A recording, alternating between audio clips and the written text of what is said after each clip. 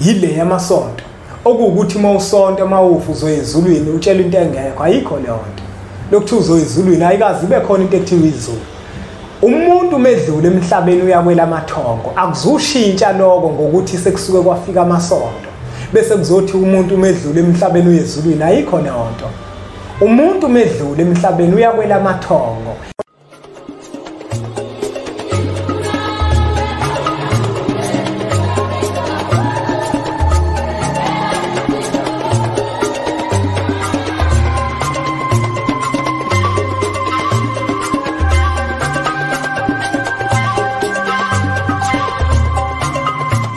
Angibingelele umhlaba wonke nasendaweni zonke la khamba kufinyele khona lo mfanekiso oqoshiwe makuthi umusha kule channel igama lami ngumlekeleli wakambanjwa impunga yesintu unduna kaNdaba untombizi yamncumela uthi uzozamkhombisa esincane saphuma ehlathini ekseni ngovisa vuthulwa ngoba sigcela amabethe umshana wakofuze fulele umashiya amahla ngathi azoshumayela umzukulu kaMdumo igaba elimabanga likathumbula tshatatsha utshatatsha kapheshe upheshe kaMaguyane uMaguyane kavaphi uvaphi kanokhonjo zikhona ke bafowethu incwadi esizibhalayo siyimpunga yesintu ezifundisayo nje ngolwazi oluthinta isintu sethu thina njengabantu abampisholo ikhona incwadi esihloko sithi sithini isintu incwadi esihloko sithi amavahla abahlosile nencwadi esihloko sithi uyokhuluza ukhokhobe zontathu le ncwadi uyakwazi ukuthi uzithole ezitolo zakwa-Adams and Greeks uma useThekwini naseMaritzburg uyakwazi ukuthi uzithole uma kukuthi ukude nale ndawo siyakwazi ukuthi senze inhlelo zokuthi sikuthumelele zona zifike kuwena qathatha sinaloke nehhovisi lapha eThekwini enkabeni yalo nje lapha ku West Street uyakwazi ukuthi uma ufuna ukuzohlala nathi phansi usishayele kuzona inombolo lezi ezilodlula la senze uhlelo lokuthi ufike kuthina njengempunga yesintu sizoxoxa sicubungule udaba lwakho sikunike isixazululo uma kodwa ukuthi ufuna ukuzohlola sike sikutshela ukuthi ke cha sicela ukuthi udlulele kwabanye abantu abahlolayo ngoba thina asihloli namuhla kubafowethu ngiyimpunga yesintu ngizocela ukuthi uma kukhona abantu abamakholwa ababukele njengamanje bangangizwa kabi ngoba ngizogxeka wonke amasonto akhona ngizowagxeka yindaba ngizowagxeka wonke amasonto akhona amasonto akhona wonke umhlaba jikelele ngizowagxikiswa izinto engeke ngizibone ezigcina sezenza ukuthi umuntu asuke enkolweni ekuyiyona ioriginal yenkolo ekufana ngabe uyayilandela okuyinkolo yesintu sethu ngokwesintu sethu bafowethu ngikubalule ukuthi inkolo yethu nangokwendabuko yethu yonke imikhuba yethu esiyenzayo emagcekeni akithi nesiyenzayo phakathi kwesizwe iyona nkolo yethu amasiko ethu ukwagcina kwethu iyona nkolo yethu thina leyo bantu abampisholo kodwa ngemuva kokufika kwamasonto kubese kuba sengathi ke manje inkolo yile yamasonto okuwukuthi mawusonto mawufu uzoyezulwini utshela into engekho ayikho leyo nto lokuthi uzoyezulwini ayikazi ibe khona into ekuthiwa izulu umuntu medlule emhlabeni uyakwela amathongo akuzushintsha lokho ngokuthi sekusuke kwafika amasonto bese kuzothi umuntu medlule emhlabeni uyezulwini ayikho leyo nto umuntu medlule emhlabeni uyakwela amathongo emndenini yakubo hayi ezulwini lokuthiwa lakhona izulu ayikho leyo nto kukhona kwela amathongo ngiyazi ukuthi nje ngikhuluma kanje ngoba ngikhuluma iqiniso ngizwakali kahle kodwa ke naku la ngikhona into enza ukuthi ngiwagxeke wonke amasonto ingoba sengithema ngicwaninga ngeimpunga yesintu ngabona ukuthi wonke amasonto khona into ebhedayo ayenzayo wonke ayathanda ukuthi agxambukele ezintweni zemsamo yasemakithi kube kungafanele ukuthi agxambukele ezintweni zemsamo yasemakithi abantu bathi besakholwa bebahle nje ngoba phela nako kuhleke ukukholwa ngoba kumenza ukuthi umuntu aqonde ahambe ngokuqonda kodwa umuntu esakholwa khona kunjalo kugcina sekushawa imithetho manje eshaya izinto zasekhaya akufanele ukuthi inkolo zingenelele ezintweni esizenzayo emagcekeni akithi ngoba lezo zinto ezasemakithi ayikwazi ukuthi inkolo ibe nomthetho wokuthi musu ukugaya utshwala emagcekeni akini ekubeni nawe uyingane wakhula utshwala bugaywa kufanele ukuthi kube yibona okhokho bakho abafika kuwena bazokutshela ukuthi utshwala basakufuni ngoba basakuphuzi. Hayi ukuthi phakathi komuzi inkolo isizongenelela lithi utshwala mungagayo ukuthi angenziwe impepha ingasashiswa njalo njalo. Iyona into eyenza ukuthi ngiwagxeka amasonto lawo ngoba entweni ezifana naleza agcine sesiphambanise esintwini sethu singasakwazi ukuthi senze izinto ngendlela efanele ngoba naku lokuthiwa manje sesiyakholwa. Inkolo ngempela iyathanda ukuthi igxambukele entweni zasemakithi. Kanti akufanele kwenzeke lokho, akufanele nje kwenzeke. Igxambukele emasikweni asemzini yasemakithi. Igxambukele kuzona zonke izinto engafanele ukuthi igxambukele kuzona. Phakathi komuzi wakini kunezinto zakhona ekufanele ukuthi uzenze zakini. Inkolo engahlangene nazo. Ngisho emzimbeni wakho wena njenganomuntu. Inkolo igcina igxambukela futhi nakhona. Kunezinto engafanele ukuthi igxambukele kuzona. Othola ukuthi zikwembethe ezakini, ezasemagcekeni akini. Wonke amasonto akhona. Yabona impela nje iningi lawo ngiyawashaya kakhulu. Yinga ngithi ngizowagxeka namhlanje ngoba uthola ukuthi umuntu wembethwe abantu abadala inkolo ithi ayihambisani nalokho. Ihlanganaphi? Ihlanganaphi? Ngiyazi vele ukuthi angizwakali kahle. Kodwa lokho engikukhulumayo kuyisiminya. Thola ukuthi umuntu uyasonta manje kufanele adle igobongo. Make bambone edle igobongo uyoba indaba. Uyophenduka inhlekisa ke manje bamhlebe bayamkhuluma yonke leyo nto.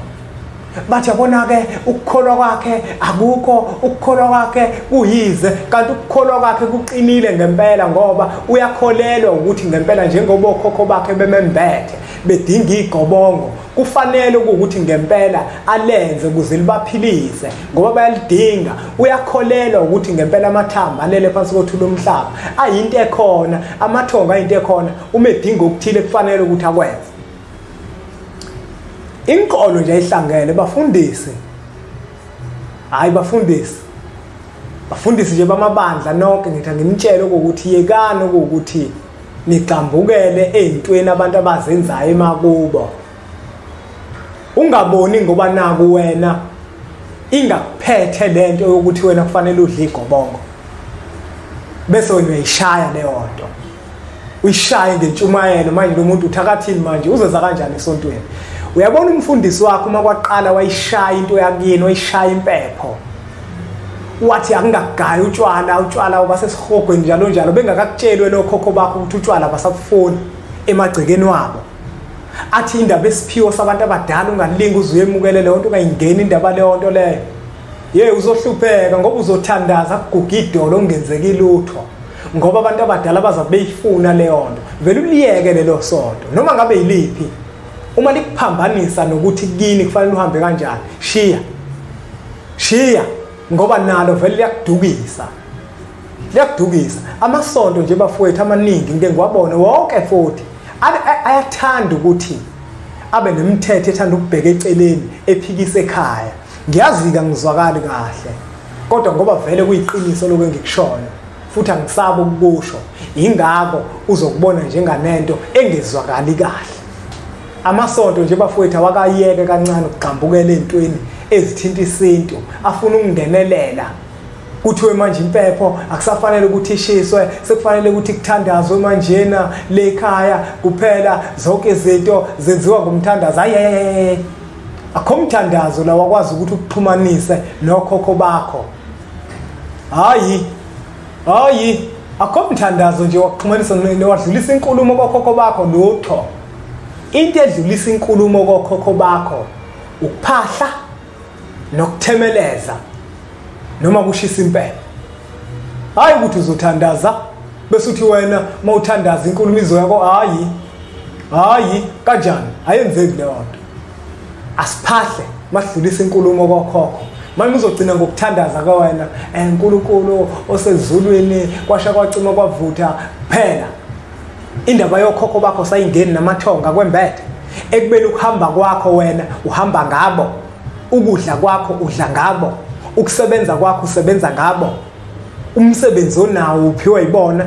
bese uthi wena ke manje ayisekho into ozoyenza ngokomsamo wakini nezinto ozenza ngokomsamo wakini sekulawula inkolo kakhulu emagcekeni akini ayingalawula inkolo emagcekeni emizi yobaba bethu asizibheke izinto bafowethu inkolo ezothi mayizilawula emagcekeni emizi yobaba bethu kube ukuthi ngempela amathamba alele phansi kothula omhlaba ayayithanda leyo nto hayi ukuthi kuthiwa impepha isezushiswa ngisho utshwala bafowethu yebo bunabo ububi angiphuzi ngiyimpunga yesintu kodwa ngikwazi ukuthi ngathi emagcekeni akithi mase ngenza umsebenzi bese ngithi mina utshwala angizubugaya ngibe ngazi kahle ukuthi khona ogoga babekade bephuza engifisa ukuthi bangikhanyisele engifisa ukuthi babe ingxenye yomsebenzi bese ngithi utshwala ngizubugaya hayi angikwazi inkolo noma ingangitshela mina lokho ishayile umthetho leyo ngeke ngiyenze leyo nto ngizokwenza mina into engiyazi yenziwe ekhaya ngoba ikhona mina la ngikhule khona okunye ngikucubungule ngibone ukuthi ayike la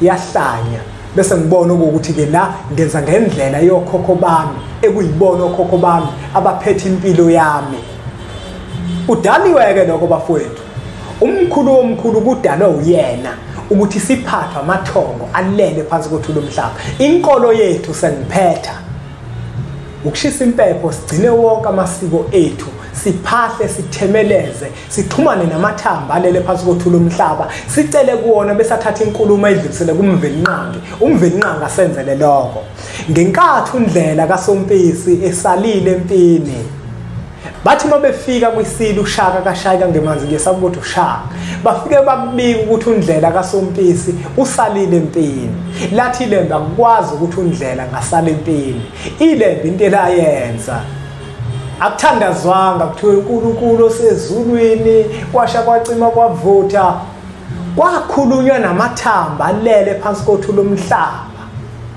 kwahlatshwa uyangizwa ukuthi ngithini kwakhulunywa namakhosi asalala kwakhulunywa namathambo anyakaziswa kwavuka undlela kaSompisi bese kuthiwe kuthina ke manje seziwanyakazisa amathamba alele sekufuna sithandazo sibheke phezulu uNkulunkulu hayi akhambi kanjalo ngisho ukuthandaza ke nje ukuthandaza kuthi uyathandaza nje ngokwenkolo awukwazi ukuthi umthandazo wakho uwuthandaze ungawabiza amathamba alele amakhosi ezwe lakini lakhele yingakho mama bethandaza eRoma bathi uNkulunkulu kaAbraham uNkulunkulu kaIsaka ngoba amakhosi akhona lawo asiqhubeke subscribe ku channel yethu Impunga yesintu TV bese sithi nje impunga